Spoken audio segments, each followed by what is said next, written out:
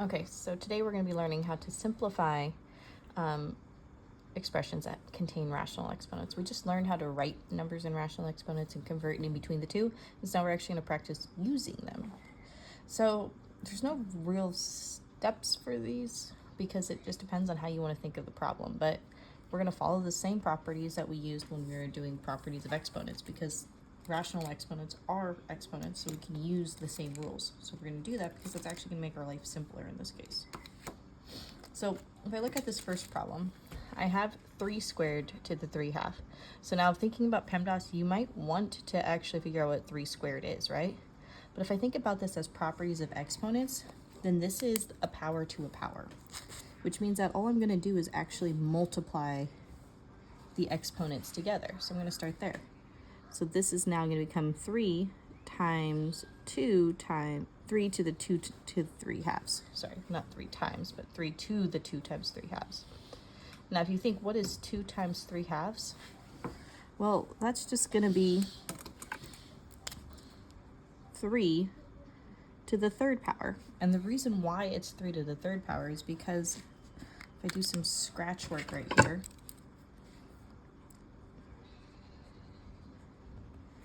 two times 3 over 2 is 6 over 2, which is 3. Okay, so that's how I'm going to get 3 to the 3rd power. And 3 to the 3rd power, we know, is the number 27, because it's 3 times itself 3 times. So that's a quick and easy way. The other way you could have done is write it as 9 and then take the square root and then cube that. But if we apply properties of exponents, that actually makes our problem easier. This next one, I have 16 to the 5/4 over 2 to the 3rd. Now this one, there's a couple of ways that you could think of it. And so in my brain, I actually does it differently, and it's probably more complicated. So we'll just go straight to what we know. I know that I need to rewrite this as a radical. So whenever you have numbers, you want to rewrite them in radical form, just because it helps you to make sense of the problem and simplify it better. So starting with rewriting it in radical form, this is the same thing as the 4th root of 16 to the 5th power. And then I'm going to go ahead and simplify that 2 to the 3rd as 8. Okay. If I keep going, actually, you know what? Change of plans. We're going to leave it as 2 to the 3rd. And I'm going to show you why. Okay, we're going to leave it as 2 to the 3rd. So now I'm trying to think of what goes into 16 4 times. Well, from our notes from yesterday, we know that's 2. So this now is 2 to the 5th over 2 to the 3rd. So now you can see probably a little bit better why I decided to leave it as 2 to the 3rd and not as 8. Because again, now this is a problem of properties of exponents. So 5 minus 3, that's going to give me 2. So this is the same thing as 2 squared, which again is just 4. I know we're going all over the page on this one, aren't we? I'm not a fan, but you can still see the 8 there, so we're going to just kind of cross that out. All right? So again, try to hold off on the actually applying the exponent until later. All right, this one right here, there's 2 ways you could do it. You could think of it as power to a power, but we know 2 to the 3rd is 8, right? So if 2 to the 3rd is 8, then isn't this just the same thing as 8 over 8 to the 1/3 power? Well, and isn't 8 over 8 just the same thing as 1 to the 1/3 power? And this one, some of you might already have the math sense where you know the answer of this is going to be 1, but I know a lot of us aren't there yet, right? This is our first time seeing exponents. So remember, this is asking what number goes into 1 3 times. Well, guess what? That's 1. 1 times itself 3 times is still 1. So our answer is going to be 1. Okay, so those are some easier examples because we're just working with numbers. And a lot of times, actually, when you're looking at rational exponents, you're going to be working with numbers. So this is a good process to get into the habit of, is rewriting it as a radical and then using properties of exponents to simplify where you can. Now, simplifying expressions, this is where we're kind of getting into the more advanced math land. So here, on this first one, notice I have variables in all of these, right? I have variables and I have integers, and that's usually the world that we're living in. So here, again, I got power to a power. So going back to what I know, I'm going to use property of exponents to rewrite this as x to the 6 over 2, right? Because 6 times 1/2 is 6 over 2. Like, also the same thing as asking what is half of 6. That's going to give you 3. So the answer to this one is just x cubed. Okay, so pretty simple. Now this next one is 9 times n to the 4th to the 1/2 power. So again, still power to a power rule, but now I need to apply the exponent to the 1/2, the 1/2 to the 9 and to the 4. So this is rewritten as 9 to the 1/2, n to the 4 halves, because I'm multiplying by a half. If I keep going with this, 9 to the 1/2 is the same thing as the square root of 9. Now I know, again, some of you might have the number sense where you already know what 9 to the 1/2 is, but some of us need to rewrite it. And then this is going to become n squared. So now I have square root of 9, n squared. Square root of 9 is actually a number. It's 3. So our answer in simplified form is 3n squared. Okay, so that's our solution. This next one's going to be similar. Remember our trick from in class on Monday. If I have that negative exponent, that's actually what I want to apply first. So I'm going to actually first rewrite this as 1 over 64 and 12. And then now I'm raising it to the 1/2 power. And again, remember, I'm doing that because I have that negative exponent. My life becomes easier if I just have to deal with positive exponents. So now I need to use that power to a power rule and apply the 1/2 to everything. Lucky for us, 1 to the 1/2 is just 1, so that's really nothing going on. I'm going to still write it, though, because, again, I've got to show my work. I don't want you to think that I'm not applying it to it. And then this is 64 to the 1/2. And this is n to the 12 over 2. So now that that exponent is applied, I can start simplifying a little bit further. So this is going to become 1 square root of 64 n to the 6. I'm running out of room. Square root of 64 is 8. So this is 1 over 8 n to the 6th. And that's going to be our solution. Look how my answers are getting smaller and smaller as we go down.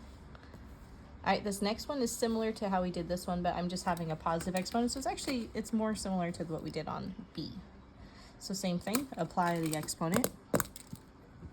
I'm going to distribute the 1/2 to both terms. So now I have 81 to the 1/2, m to the 6 over 2. 80 to 1 to the 1/2 I can rewrite as the square root of 81. And 6 divided by 2 is 3. And then finally, square root of 81 is 9. So this is 9m cubed.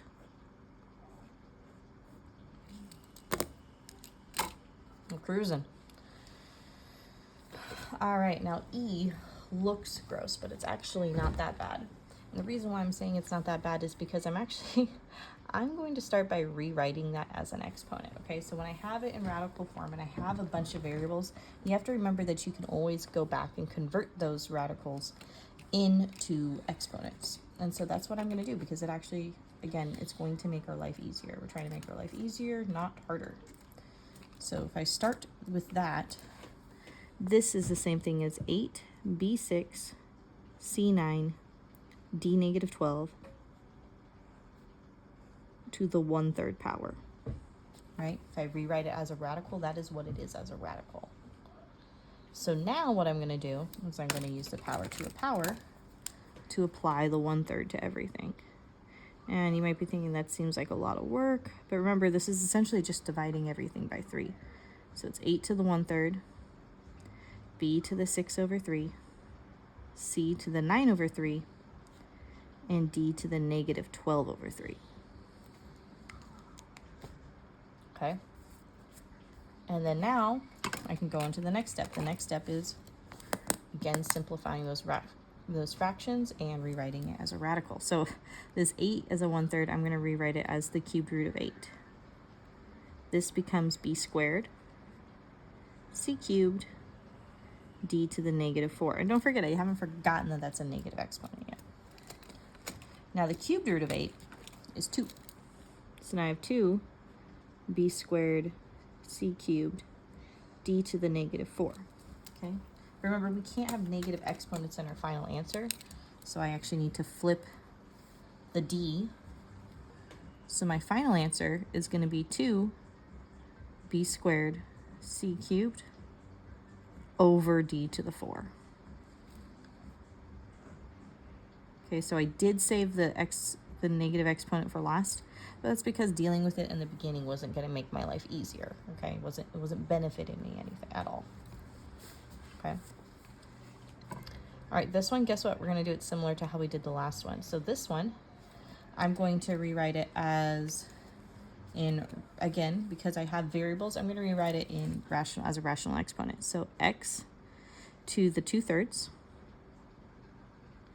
times x to the 3/2. Okay. So we took something that we thought we couldn't do anything with, and now we're just rewriting them as rational exponents. Now they have the same base, so remember when we're multiplying, we actually need to add the bases.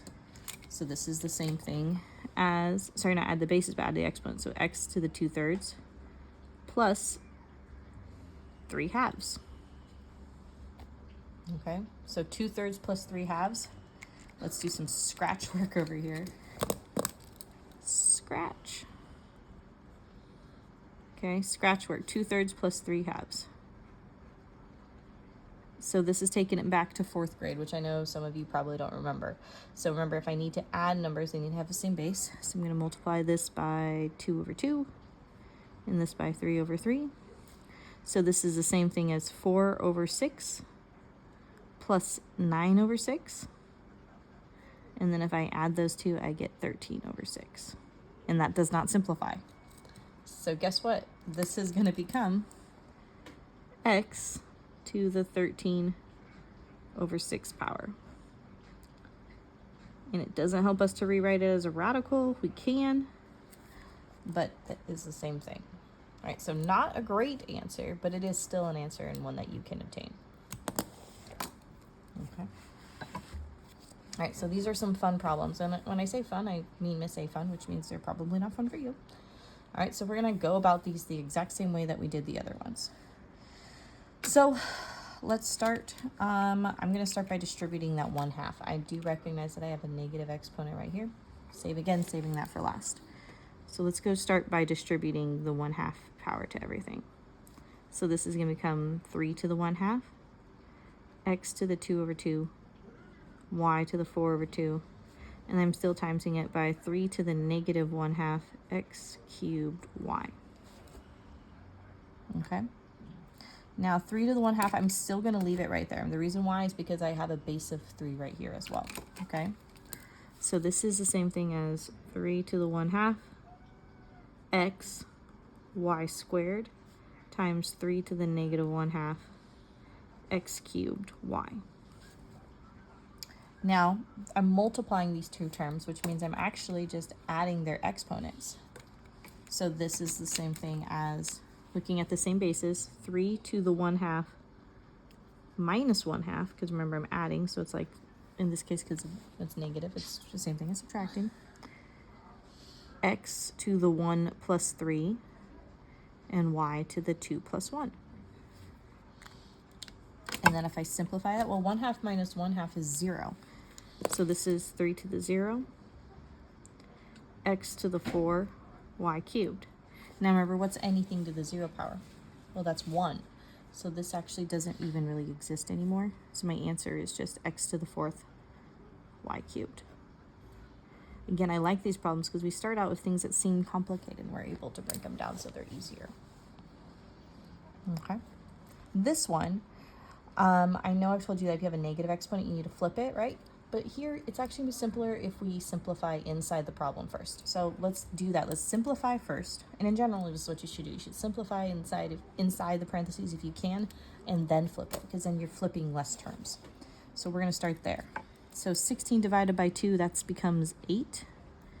X to the 4 minus 1. Y to the 5 minus 2. And then again, this is all to the negative 1/3.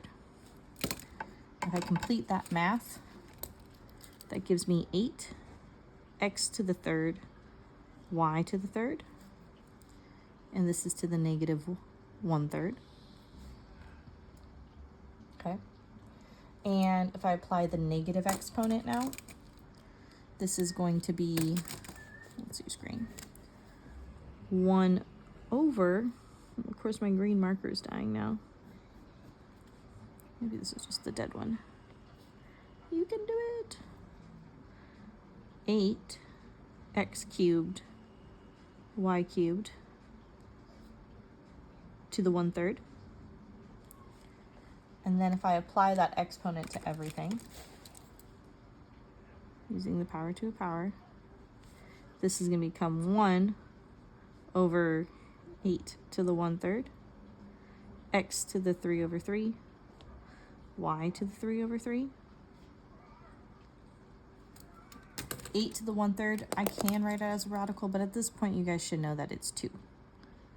And then x, y. That's your answer.